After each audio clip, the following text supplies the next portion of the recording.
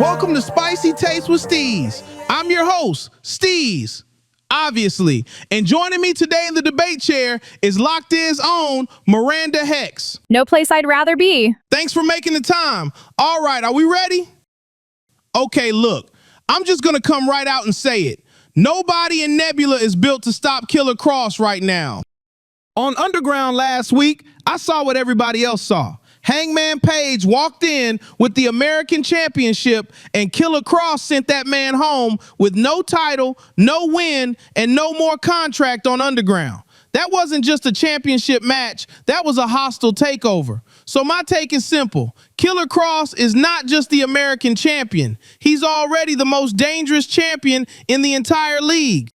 Look, I understand the argument. Killer Kross looked dominant out there that night, and the way he removed Hangman was not subtle.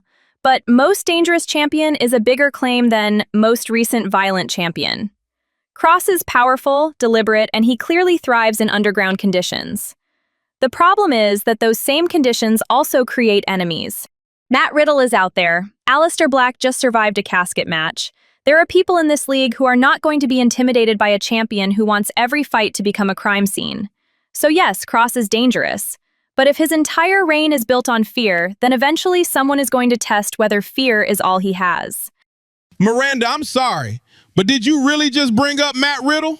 Yes, I did. Say what you want, but Riddle presents a unique matchup problem for Kross.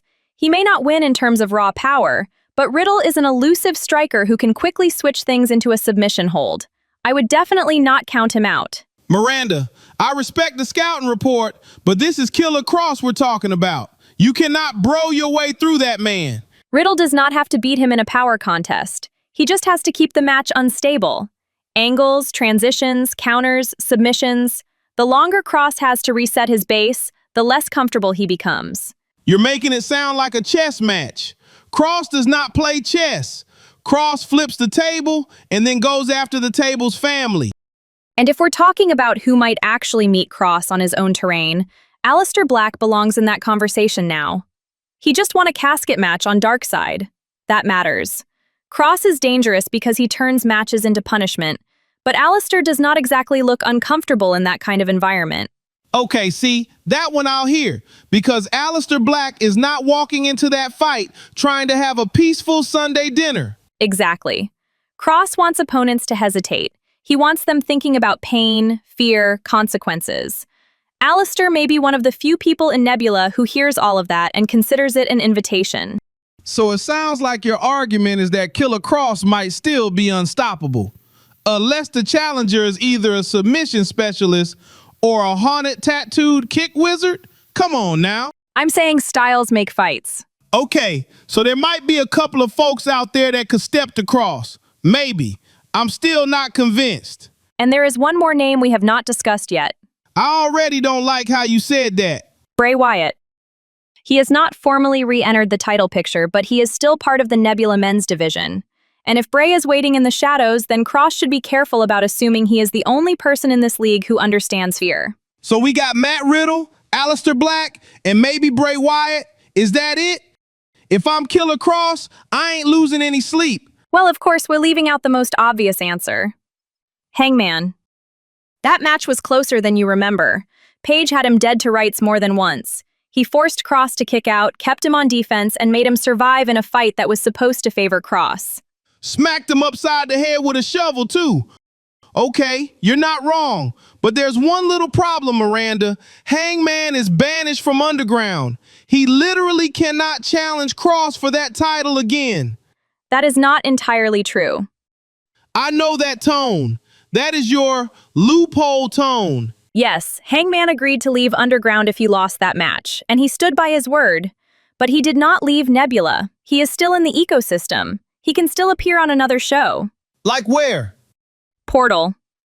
Ah, you're right. If Kross declares an open challenge there, then as you know, anyone can walk through that door. Including Hangman. Including Hangman. Oh, that is nasty. That is contract law cowboy revenge. That is why I am saying Kross is dangerous, but not untouchable. Okay, so we got Riddle, who Kross is supposed to face next week. We'll see how that goes. We've got Aleister Black. Bray Wyatt might be around somewhere, and Hangman might show up, maybe possibly, at some point. Look, I'm not saying any of those guys are chumps, but I still don't see anyone out there that's gonna give Kross a serious run for his money. I just don't. Okay, well, if none of those names move you, there's still one name we haven't mentioned yet. Who? You know. Oh, nah, don't. Miranda, don't even start with this. Say his name. Say his name. Miranda, you know damn well I ain't gonna do that. Not on my new featured show segment. We ain't doing that again. We might not have a choice. We don't know his motives. We don't know who might end up in his crosshairs. Are you saying Killer Kross should be afraid of him? No, I'm saying Kross should be careful about becoming the loudest problem in the system. I hate how much that sounded like a threat. It was analysis.